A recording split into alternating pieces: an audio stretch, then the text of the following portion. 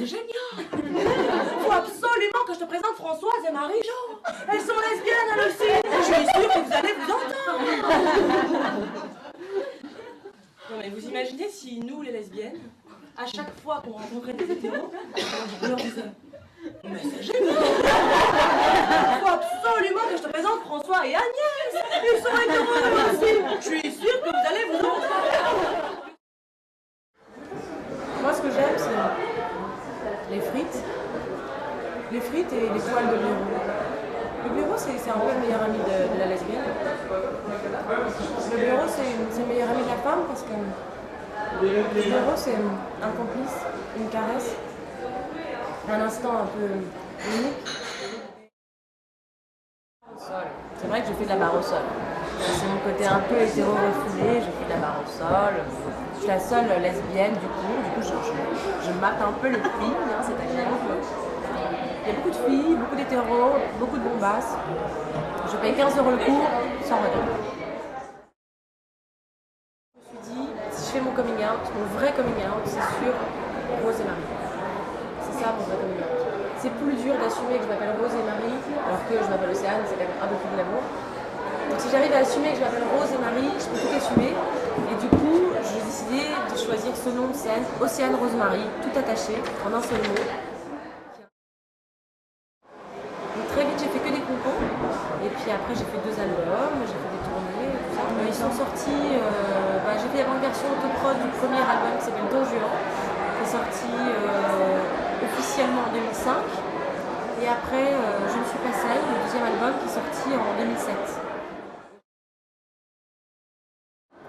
Je me suis dit, j'ai envie de recommencer à jouer, sans être dans la chanson. Et je me suis dit, bon, ok, si je monte sur scène, il faut que j'ai un truc à dire. Parce que monter sur scène, si t'as rien à dire, ne le fais pas. Et du coup, je me suis dit, ok, de quoi je veux parler? Qu'est-ce qui m'intéresse comme sujet? Et là, j'ai fait la liste. J'ai fait, il y a un sujet qui m'intéresse vraiment pas mal, dont personne ne parle jamais.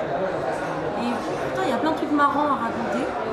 C'est ça, c'est quoi? C'est la vie sexuelle d'une lesbienne, les questions débiles qu'on me pose et tout ça. Et donc je me suis dit, je vais faire un truc là-dessus.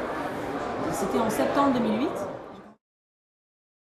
Quand j'ai trouvé le nom du spectacle, je me suis dit que c'était bien qu'il y ait le mot lesbienne, qu'on ne voit jamais. Et que c'était bien qu'il y ait le mot invisible, qui est tout à fait associé à cette sexualité qui est la sexualité des femmes en général, comme je disais tout à l'heure, et qui est une sexualité qui est invisible. C'est-à-dire que les gens me disent souvent, mais 2 femmes ensemble, ça ne peut pas faire l'amour. Alors on l'a tout entendu ça. Parce que pourquoi encore une fois? Parce que la sexualité de la femme n'est pas reconnue en tant que telle et n'est pas envisagée. C'est-à-dire que c'est la sexualité de l'homme actif et la femme homosexuelle. Moi, combien de fois j'étais dans un bar avec une fille que j'embrasse et on vient, il y a 5 mecs qui nous draguent. Alors tu dis, c'est cool, c'est mieux que 2 mecs qui se font insulter. Nous, on se fait draguer, c'est plus sympa, mais c'est pas plus sympa. C'est la négation totale d'une sexualité autonome. C'est-à-dire qu'au moment où toi tu donnes comme information, on n'a pas besoin de vous les gars, c'est bon, on s'éclate, eux ils le reçoivent comme, hey, il y a une invitation, hey, je peux venir vous aider, moi j'avais besoin d'aide. C'est hyper violent. C'est-à-dire qu'il y a encore beaucoup de gens qui intègrent, en fait beaucoup de femmes lesbiennes qui intègrent la lesbophobie. C'est-à-dire que plutôt qu'être confrontées directement à une extériorité homophobe, elles intègrent cette homophobie, elles l'anticipent. C'est-à-dire qu'elles ont tellement peur de se faire virer de leur boulot, agresser dans la rue, juger si elles sont artistes, qu'elles ne disent pas. J'en avais peur aussi, j'étais la première à en avoir peur. Moi j'étais chanteuse, ça fait 10 ans que je suis chanteuse et je fais mon projet Ocean. Et en tant que chanteuse Ocean, je ne voulais pas que mes textes soient trop explicites, bien qu'il y avait des messages, des choses qui étaient assez claires pour quelqu'un qui s'y connaît, qui est de la partie. Mais pourtant j'avais peur, parce que j'avais peur d'être cataloguée, d'être enfermée. Tu vois. Et à un moment je me suis dit, mais faut arrêter quoi, il y a des choses à dire, il y a des choses à faire, il y a plein d'histoires. Non, au départ je me suis dit, je vais faire un spectacle sur les lesbiennes pour les hétéros. Comme je suis à l'aise avec ça et que j'ai pas de problème pour être cul, de sexualité et tout ça, je me cogne toutes les questions des mecs, des nanas, ah bon mais comment vous faites, mais pourquoi, et dans la fuck à la fin, est-ce que si t'aimes la pénétration, pourquoi tu touches mes doigts? C'est une question qu'on m'a posée et avec, je veux dire, sincérité et affection. Le seul moment où un homme voit deux femmes coucher ensemble, c'est quand? Ben, c'est dans les films porno. Ben oui. Et dans les films porno, les filles entre elles, qu'est-ce qu'elles font? Elles s'excitent. Elles s'allument en poussant de petits gémissements queenifs. Mais ça, c'est seulement pour mieux préparer l'entrée triomphante de Strogoff. Mais Strogoff ne va pas tarder à venir rejoindre les deux gourmandes lascives, Eva et Mathilda, qui se titillent depuis maintenant bientôt 3 quarts d'heure, le bout des seins et du clitoris en poussant leurs petits gémissements queenifs.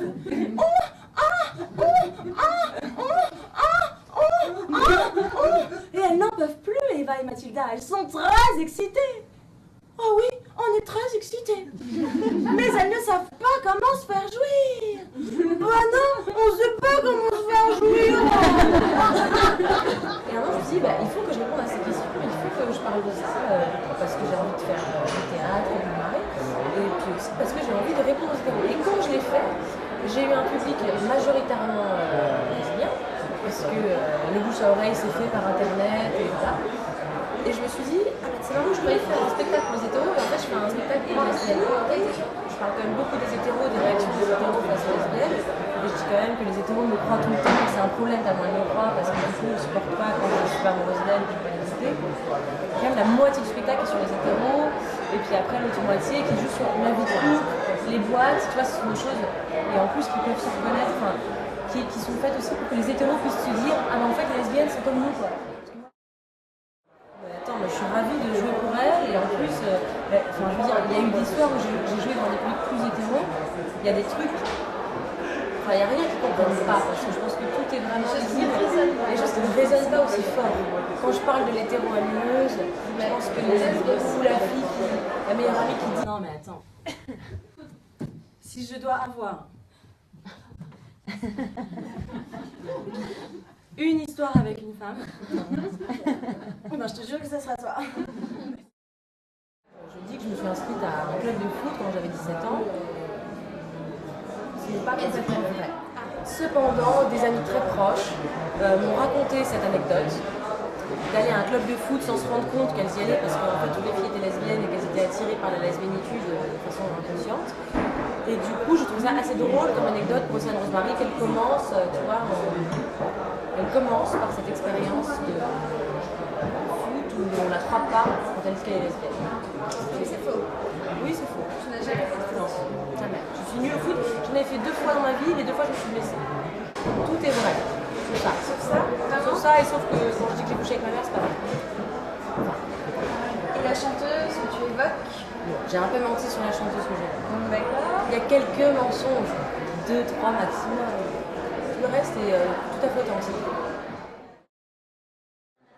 Non mais moi tout le propos de mon spectacle, c'est de dire être homo et être plus ou moins féminine masculine, ce sont 2 problèmes différents. Ça n'a rien à voir. On peut avoir envie d'être très féminine, on peut avoir envie d'être girly, on peut aimer le maquillage, on peut aimer les jupes, les talons, tout ça, et être homo, ça n'a rien à voir. Comme il y a des femmes qui sont plutôt, tu vois, masculines, machin, qui aiment bien se maquiller, qui aiment bien les cheveux parce que ça va plus vite pour les grosser, et qui sont hétéros. J'ai mis très longtemps à assumer que j'étais lesbienne, mais j'ai mis très longtemps à l'affirmer. Donc en fait, c'était pas tellement... Dans le spectacle, le personnage d'Océane Rosemary a l'air de souffrir de ne pas être reconnue par ses pairs, mais en fait, dans moi, la vie d'Océane, c'est pas ça qui s'est passé. Moi, dans ma vie d'Océane, j'étais ravie qu'on m'identifie pas lesbienne, parce que ça m'angoissait d'être vue en tant que lesbienne et d'être mise dans une boîte et tout. Donc le parcours que j'ai fait dans ma vraie vie, il est inverse à celui que je fais dans mon spectacle. Donc dans mon spectacle, ça part d'une fille qui est invisible et qui à la fin, enfin, arrive à être visible, alors que dans ma vraie vie, c'était une fille qui voulait surtout être invisible, qui voulait surtout pas être visible, et qui finalement accepte d'être visible. Donc tu vois, il y a un croisement comme ça.